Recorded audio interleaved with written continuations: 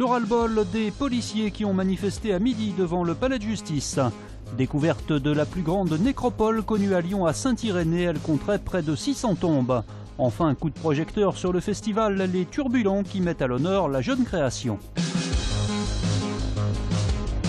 Nous sommes là pour exprimer une forme de ras-le-bol par rapport aux conditions de travail qui sont de plus en plus déplorables. La colère des policiers qui manifestaient à Paris mais aussi à Lyon aujourd'hui devant le palais de justice à l'appel de leurs différents syndicats.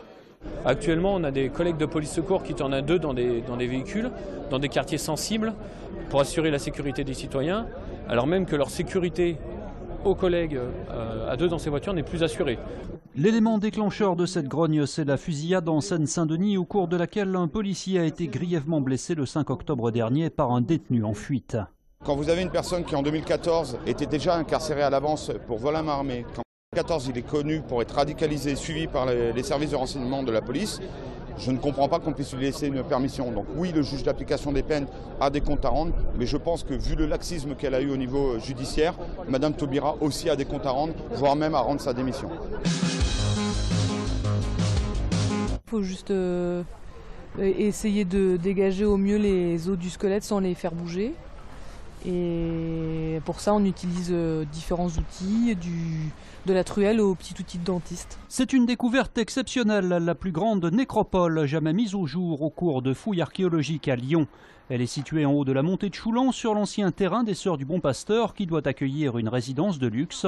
Près de 600 tombes datant du 5e au 7e siècle ont été trouvées sur ce terrain de 2400 mètres carrés. Alors, l'essentiel des sépultures que nous rencontrons sont des coffrages de bois. On peut avoir des troncs d'arbres évidés. On a quelques sarcophages de pierre, souvent formés de pierre et non pas d'un seul monolithe. On a aussi pour les bébés quelques amphores dans lesquels ont été enterrés des enfants. En fait, le projet, il a toujours tenu compte des fouilles parce qu'on savait dès le départ, en achetant le terrain, qu'on aurait des fouilles. Donc notre projet, il consiste en 86 appartements de haut de gamme qui sont faits sur ces deux parties, cette emprise-là et cette emprise-là. Entamées en juin, les fouilles s'achèveront en janvier. À l'issue de cette campagne, les pièces les plus intéressantes seront confiées au musée gallo-romain de Fourvière. Dénouement proche pour le procès en appel de l'explosion du cours Lafayette après le réquisitoire de l'avocat général qui demandait hier la condamnation de 4 entreprises dont GDF Suez et GRDF. La parole était aujourd'hui à la défense, restée une nouvelle fois muette devant les caméras. Toujours pas d'explication sur la position, non. Tous ont cependant pointé l'absence à l'époque de règlement clair pour éviter l'explosion. Des arguments que peinent à entendre les proches de Stéphane Habb, le sapeur-pompier tué dans le drame. C'est pas acceptable. Moi, depuis le départ, je le réitère encore aujourd'hui, moi, ma colère, elle est depuis le 28 février. Moi, Stéphane, c'est la victime directe. Et quand j'entends parler d'incompréhension, de manquement, ça m'est insupportable. La Cour d'appel de Lyon devrait rendre son arrêt le 14 janvier prochain.